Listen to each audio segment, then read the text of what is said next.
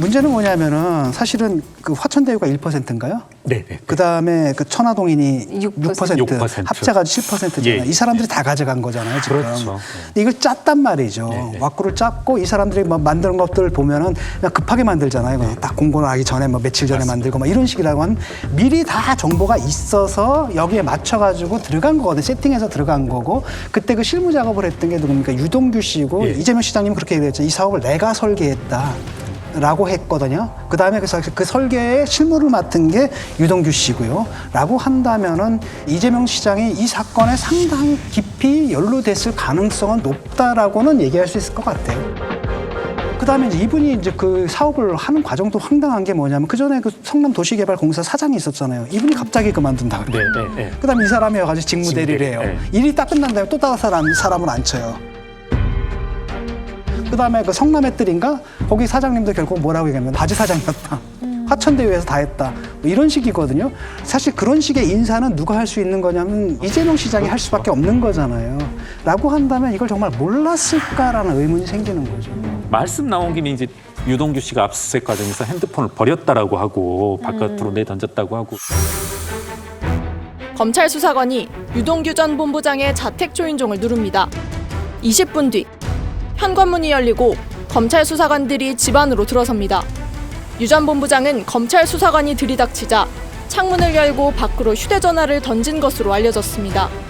전화가 왔는데 핸드폰을 밖에 제부터 있대요. 오늘 CCTV 없느냐 이러면서 단타를 추적할 핸드폰 전화가 단타에서 잡혔네요.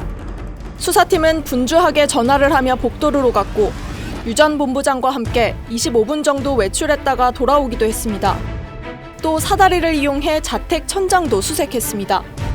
검찰의 압수수색 과정에 유 전 본부장이 이해할 수 없는 태도를 했다는 증언도 나왔습니다. 침대에 누워있어요. 그래서 영상 인연이 침대에 이불 덮고 우리가 제공한 그대로 이렇게 누워있어요.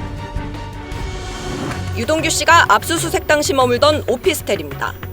유 씨는 압수수색 엿새 전인 지난 23일 급히 이곳에 방을 계약했습니다. 별도의 이삿짐도 없이 들어와 의아했다고 목격자들은 증언합니다. 방 안에 이불을 하나 가져왔어요. 아무것도 없어요. 취재진이 확인한 유 씨의 입주 직전 방의 모습. 침대 하나에 책상 하나가 들어갈 정도의 공간입니다.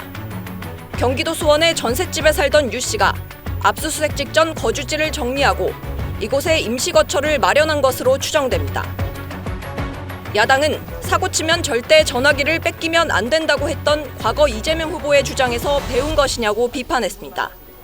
그래서 이걸 절대 뺏기면 안 돼요. 이재명 지사님을 충성심으로 모셨던 분이기 때문에 적어도 본능적으로 학습이 되시지 않았을까. 자꾸 측근 하시는데요. 저희 측근이라고 불리려면 뭐 비서실에 같이 했다든지 아니면 무슨 뭐 돈이라도 대신 뭐 받아서 어떻게 뭐 저를 도와줬다든지 뭐 이런 정도는 돼야지 그 산하기관의 직원 뭐 그거 가지고 자꾸 저한테 뭐라고 하시면 좀 지나치다 그런 생각이 드네요.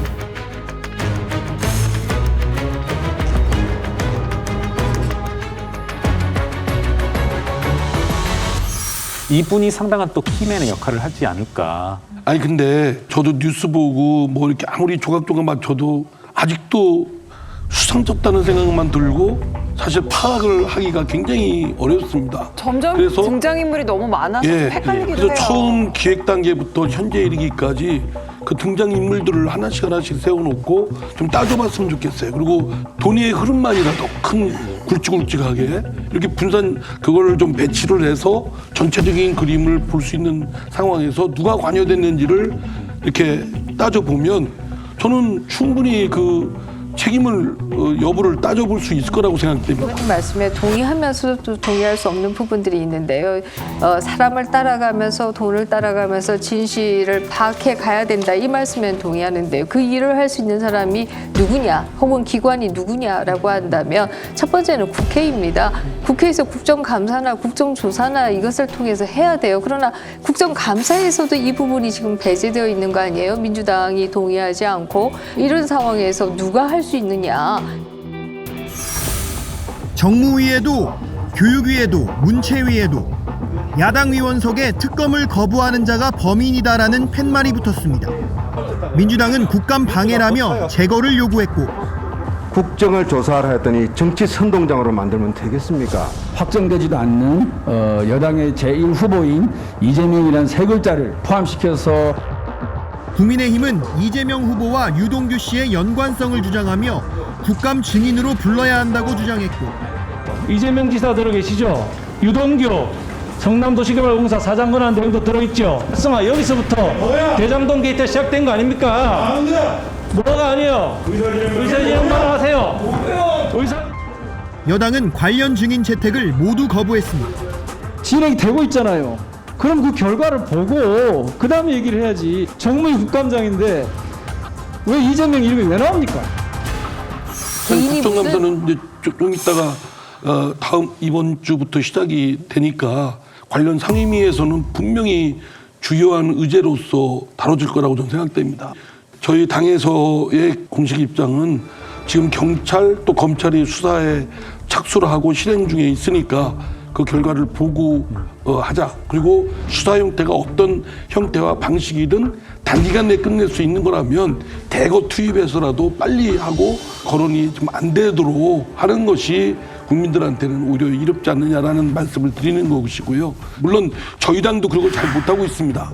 그러니까 저도 사실은 왜 더 국민의힘은 못했냐라고 따지기가 저도 좀 명부스럽긴 한데, 그러나 이제 국민의힘이 이 사태를 처리하는 방식을 보면 좀 비겁하다. 예.